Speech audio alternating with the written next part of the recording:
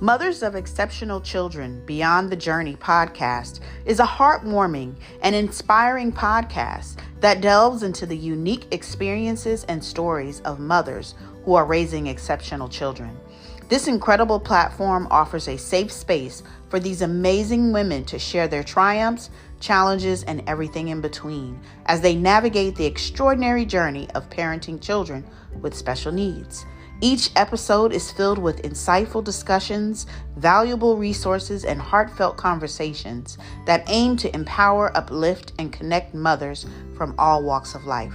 Whether you're a mother seeking support, guidance, or simply looking to gain a deeper understanding of the beautiful complexities of raising exceptional children, this podcast is a must listen.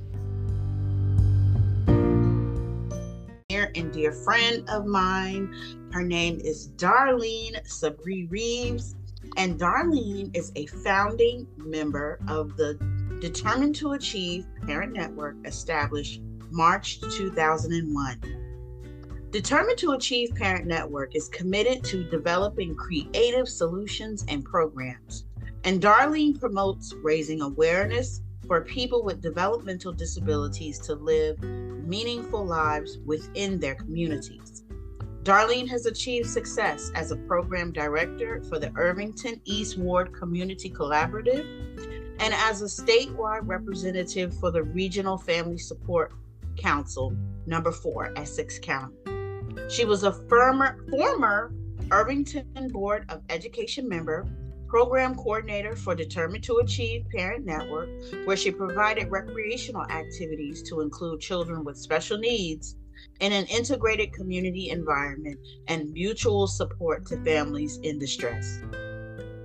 Darlene is a graduate of Partners in Policymaking, an innovative training program for adults with disabilities and parents of children with developmental disabilities, sponsored by the New Jersey Council on Developmental Disabilities.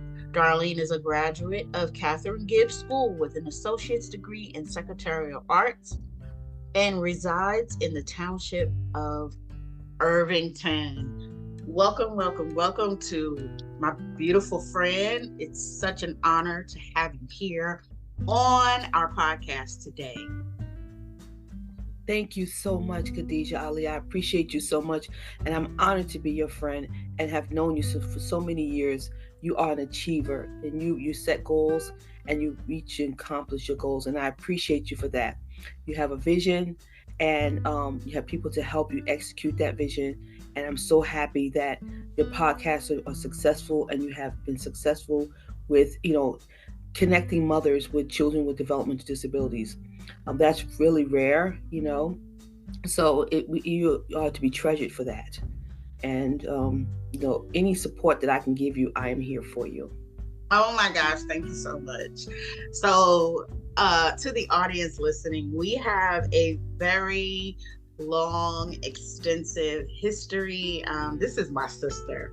And it's funny, we don't talk often, but when we do talk, it is impactful. It is, you are the one person that if I want to find out a resource, and I'm pretty resourceful. People will say that about me, like, you're resourceful, like I could call you about anything, but like you are that person for me. If I need to figure out how to navigate something, especially when it comes to Miss Goosey Goose, I know who to call. And you will point me in the right direction. And it doesn't matter, right? I'm here in Georgia and you're like, go here, do this, do that, go here. And sure enough, I'm sitting here Googling and I'm like, boom, here it is. Here's the information I need. So I'm just so thankful to you. You have been an example for me on how to navigate through, the system and just navigate through life. Yes. I admire all the different things that you do with your daughter. So can you tell us a little bit about our baby? I call her our baby. She's your baby. Our baby. Deena. She's my, yes, I appreciate. Go ahead. Yes, that's my Deena Bell. I refer to her as my Deena Bell. And I appreciate that you connected with us way back when in 2001 when you were reaching out looking for a parent like yours, and we connected and it was just awesome. And we started an organization together. You actually was the brainchild of Determined to Achieve Parent Network. And I was there to support the vision. And we made it happen in the township of Irvington. We got funding, we connected parents, we did field trips, and we had a huge, I would say a huge goal, but we accomplished those goals, year by year. We were successful in providing community play dates and resources for children, and we had them connect inclusively with children that didn't have developmental disabilities, and that was amazing. At the library. And what was the great thing about it is that our husbands, they were very much so connected with us in this journey. They helped, support the idea and the vision, and us going house to house, having play dates, going in communities with the play dates with children that didn't have developmental disabilities.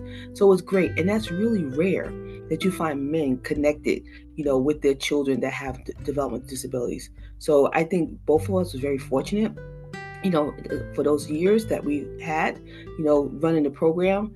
And we need more. We need more like that. We have up and expiring agencies now, and mom and pops parent groups that are doing these things now, which is awesome. So I believe we laid the pipeline and the path for those parents to pursue, the vision that they want for their children, and charting the life course for them.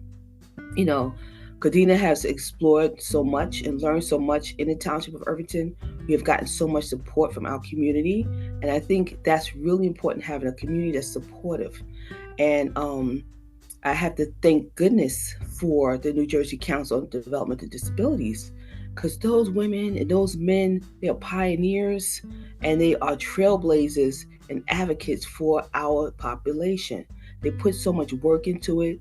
And that's why I know so much, because of them, giving those education days, researching legislation, advocating to make sure that our children and adults are included in the community and they're part of the fabric, people first language. They have so much and they do so much, and they don't get enough credit. And I'm very appreciative of the work that they do, because I'm able to turnkey that information to other parents that need these resources, and I pay it forward. So most definitely, I volunteer my services, to the council and the Regional Family Support Planning Council, to make sure parents and families that are in distress get the information and resources that they need to support their loved ones, because it's a lifelong journey, and they're Yes. going to be here without us one day. So we have to keep that in mind, that we have to plan for their future, because we all going to transition. And it's so important, thank you for that. Thank you for really painting a picture of what advocacy looks like, because I believe that when we met, um, you said I came up with the Determined to Achieve Parent Network. Okay, that's fine. Really always thought like you did, and then somehow we just came together and we were, throwing out ideas.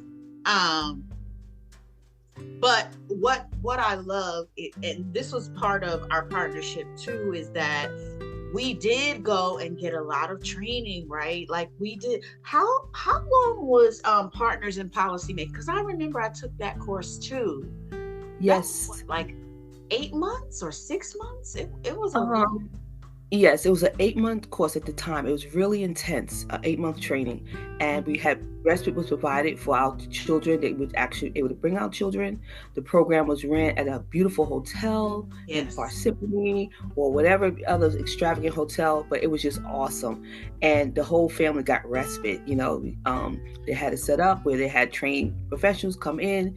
Your child had a separate room with the professionals that service providers, and we were able to go out and get the training that we need all day. And then after hours, we were able to socialize at the hotel, and everybody was in a mood that was very relaxing, and we learned a lot. And when we came back to our communities, we were ready for system change. So anything that was in the school system that we didn't agree with, we advocated for change, and that's the whole gist of it. Before policy and partner making, it was called Project Take Charge. It's pretty Right. much like a prerequisite for policies and partner making. That was the brainchild of the policies and partner making, because you had to get over the emotional part of having a child with developmental disabilities. So it kind of held your hand, in Project Take Charge to prepare you for the real deal, policies and partner making. So now you're dealing with the legislators and reading those laws that affect our children. And, it just made you feel so empowered, and then he was able to connect with other like-minded people, to make systemic changes. And in organizations that embrace these concepts like SPAN, Statewide Parent Advocacy Network, huge, advocates for the DD population and mental health. And you have family support organizations that also help, with these, issues that families are having. Um, it's just so many of them out there, and we need more.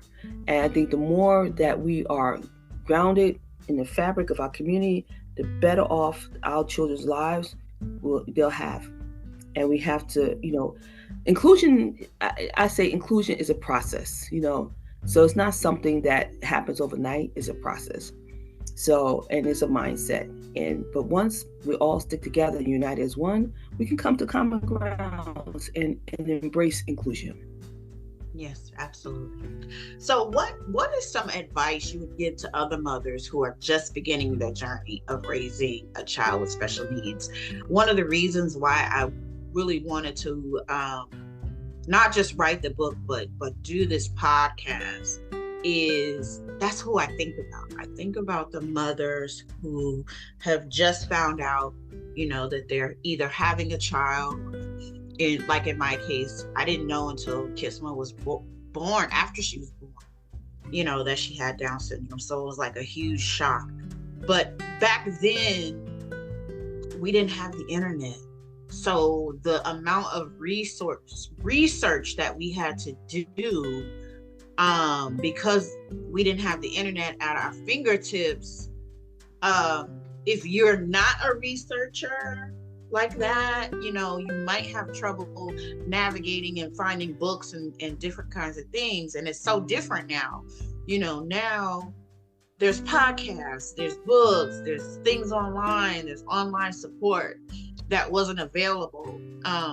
So I feel like us putting this here in this space enables that young mother who's just now finding out that their child has cerebral palsy or Down syndrome or autism. So what is some advice you would give to a mom who's just beginning her journey? Okay. Well, I look at you, for example. Like you said, we didn't have those resources. You were a resource for me, and you don't give yourself enough credit. We didn't have the internet, but you're a good reader. You love to read. You have plenty of books, magazines, newsletters. And we found out about policy and partner making through a magazine. You did, a magazine called Exceptional Children. And you pulled me in. Let's sign up for this. Oh, I'm like, okay, because I'm clueless. So, but you reached out through parent to parent. That's how you found me, through an agency. So, connecting with those agencies that advocate for the special needs population is a good start. And joining a parent group, a support group, to help you, go through the emotional phases of that shell shock. And then you want to move from emotion to advocacy, because you're gonna have that time where you're gonna feel like it's the end of the world, and it's not. It's not. It's just a different path. And we just have to do things a little differently, and we're more alike than different. So, and when we connected and we realized that, and we brought in some other folks that we had, women, and we started going to each other's home, and we do play dates with our children, and then we provide our own respite. And then we had the center-based agencies, which was CP&J at the time, Cerebral Palsy New Jersey, who brought us together. A social worker brought us together, I think once or twice a month, because we didn't have center-based early intervention at that time. So they would Right. come to our homes. So we didn't have an outlet. So the social worker put together a good program, that brought us together. We was able to meet, chat. They had our children in one section being cared for, and we got to connect. So I think a good parent support group where childcare is provided, a nice lunch or dinner, however you choose, would be awesome. This way you can exchange ideas, swap notes, connect on the weekends and the holidays, and you guys end up becoming friends like us. 22 years later, we're I friends. know. We're friends. It's like, oh my gosh, that was like the best experience ever.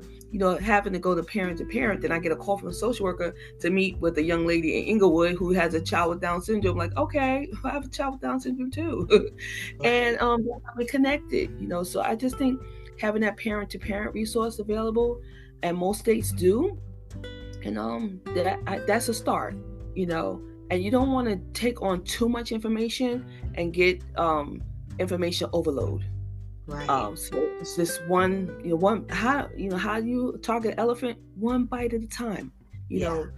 know you can't eat the whole thing. You got to take it one bite at a time, and Exactly. things will fall into place. Yeah. Oh, such good advice. And something you pointed out that I'm experiencing now in this post secondary education phase of um, navigating life for Goose, and that's community. Hmm. How important it is, especially to be in community with other parents who really understand the walk, who really can understand the emotions that come up of, you may feel overwhelmed, or, you may not know exactly what to do. And thank you for reminding me. Thank you for reminding me of that time, because it's been a long time. And, sometimes you're just going through life and you're just doing what you do. Right. Um, and so when someone points out certain things, you're like, oh, wow. Uh, okay. I do remember that. But the other point I wanted to make was,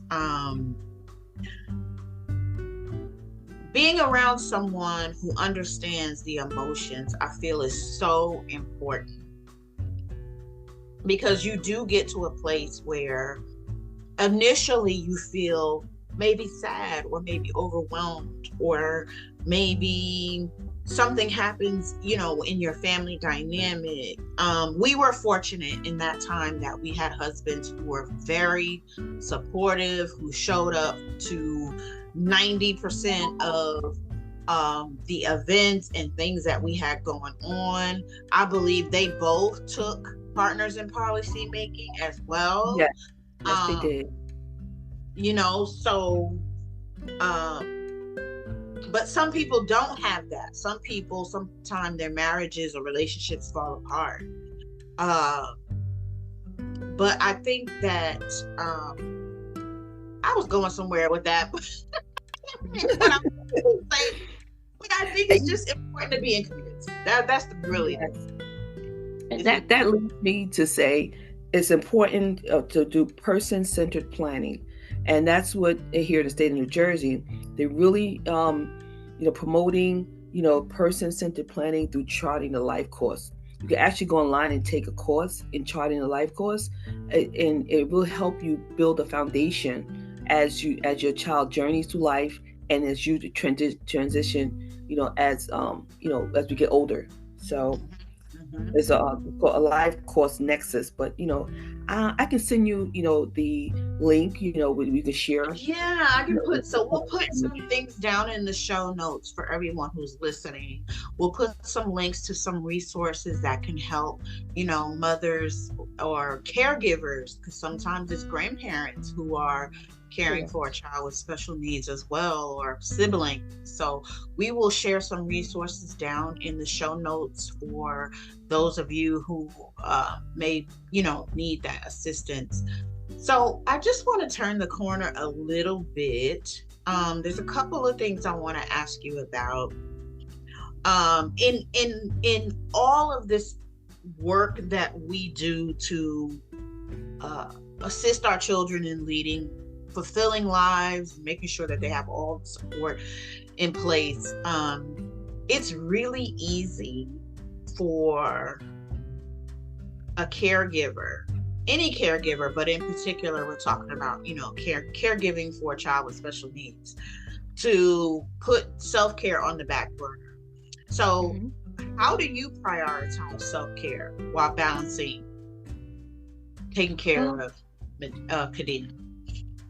Well, thank goodness for day programs so I can care for myself. I can actually go to work, earn a living, and then I have some respite time before she comes home. So I have opportunity now. I didn't always have it, but advocating and being a part of the Council on Development of Disabilities and finding out the resources. There's a program called Personal Preference Program here, and you get X amount of hours for respite, to help your child with their personal care aid. And so I get that time to myself, a couple of hours, a week. So I'm able to wash clothes. I can get my hair done. I get my toes done, or just something for me, some downtime. So just being connected that way. And if you didn't have an agency, it's so important to get connected to your neighbors. My neighbors are so wonderful. If I need to do something, if I run into emergency, my next door neighbor, they got my back. My neighbor across the street, she got my back. So you get to know who your neighbors are and you establish a good relationship with them and just build community. It's neighbor to neighbor. That nothing like having a good neighbor and being connected to your community. So that's so important. This way you can get self-care. Because when I didn't have personal preference program, I had to rely on my neighbors. And because my family, we don't live all in the same state. Everybody's across the globe. So, to go to New York to say, hey, or go to Maryland and say, hey, that was not realistic. So It's about creating that community, that family, people that you work with, just getting connected and establishing a buddy system. I encourage all parents to establish a buddy system, whether you have a special needs child or not, because you're going to run across some issues where you need help, because I work in the school system, so I see it all the time. Oh, I woke up late. Well, because they maybe have 4 or 5 kids, the ones that got to go to school, couldn't get them prepped, but here comes a buddy system, your neighbors, getting connected so you can get that extra help, just building resilience and a network. Right. Back to community. Community is community, yes, for sure. Yeah, and you know how easy it is for parents to isolate themselves. If you are the only one in your family, your larger family that has a child with special needs, they may not. Some families rally around you, of course, but not everybody has that experience where their family will rally around. So, it is important to create community for yourself. And I love that, you have those relationships with your neighbors, so that even if you have systems in place and, maybe something falls through the crack, you still have a solid foundation of support, people that are there to support you in Cadena, in your time of need. So that is amazing. So just remember that, for the parents who are listening, remember that even if you don't have the support within your immediate family, that it is important to create community, to create those supports with families that are around you. And I want to ask you one last question before we wrap up the interview. First of all, I want to say you are everything. You got me blushing over here. You provided such a wealth of information, and just not only just giving out information, but just providing the wisdom inside of it. But I want to ask you, can you share a positive or uplifting experience that has occurred as a result of raising a child with special needs? Let's end this on a positive note. Yes, yes. A positive experience. So many. So, So many. The positive experience that I had with having a child with special needs was connecting other families that have children with special needs and getting them grounded in the community. Those community play dates and resource yes. fairs that we used to do brought our community together harmoniously. And the most support that we got wasn't from parents that had special needs, it was from the parents that didn't have children with special needs. That was like utopia. Um, have no special needs, the parents support other special needs parents. Not what I'm trying to say is that special needs parents being supported by parents that didn't have children with special needs. That was awesome. And I still have connections with those young ladies today. And it was a young lady, her name is Yolanda Satterwhite. She's passed on now, but she was my right hand in the township of Irvington. She had an organization called Yes We Can, and she used to do I would call it arts and craft boot camp. She believed in doing arts and crafts. She sewed, teaching them those life skills through her organization. And she also used to do Girl Scouts, and she made sure every time she did an event we were included. So, and we both used to run our programs out of the Servicemen's Clubhouse in Irvington, which is now Taco Bell. It's a Taco Bell. I walk by the Taco Bell, I just have memories of us being at the Servicemen's Clubhouse. Because we had a karate program out of there. We had a karate program out of there. And I just have to thank goodness I was able to meet a Pastor Jerry Smith back in the day, back in the day, Christian Pentecostal Church. He supported, and his ministry supported us, along with the mayor of the township in those years, those early years. So we got to embrace the council people. We got to embrace the mayor, pastors, and it just made it awesome. So they opened up a lot of pathways for families with special needs as well through their network. Well, ask Miss Reeves, or well, go to this or go to that. They had a network, and I had to do a training in Detroit many years ago, and I had no one to watch Cadena. Oh my God, I cried. Oh, who's gonna watch? I can't go. So I called Pastor Jerry. Ooh, he said, "Hold on, I got somebody for you." He tapped me into this young lady, Miss Danelle B. I'm gonna say, her last name. Oh my gosh, well, she was the right match for my daughter. And we got to interview each other. She took care of Cadena, and I was able to go for the weekend to that training in Detroit through the Easter Seals, navigating family something. It was a long time ago.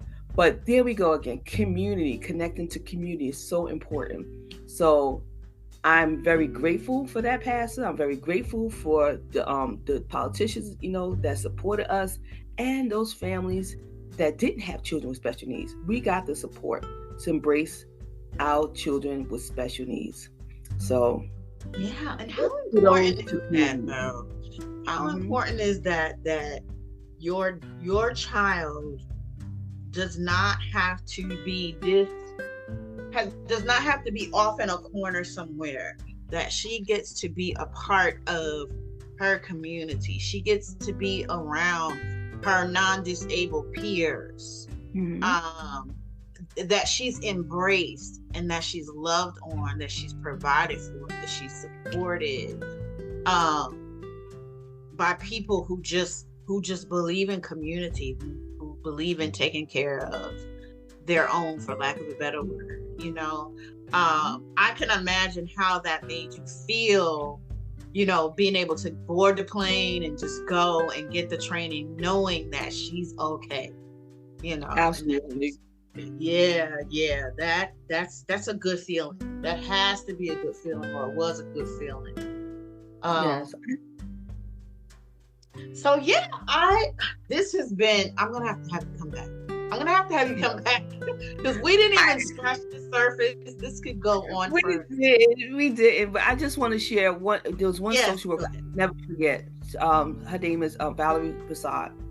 Phenomenal woman, social worker, Black social worker. And she did so much work for our community as well, the social workers. And she brought so many resources to Determined to Achieve Parent Network back in the day.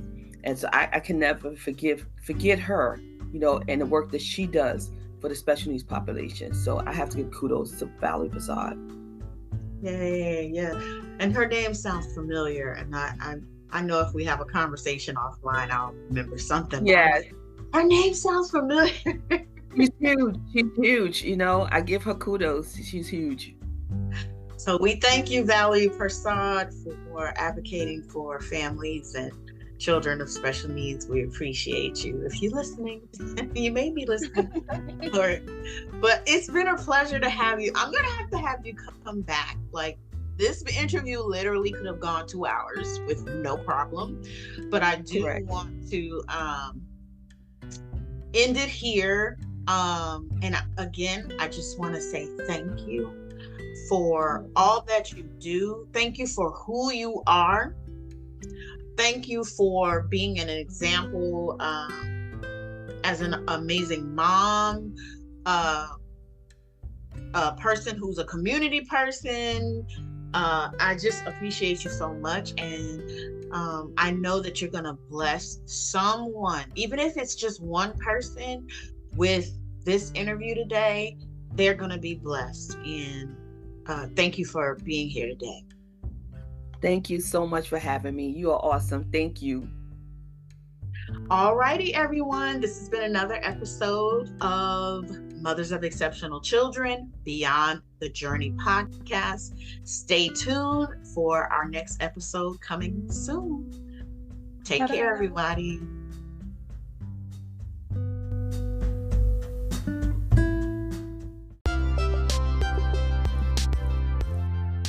Thank you so much for tuning in today.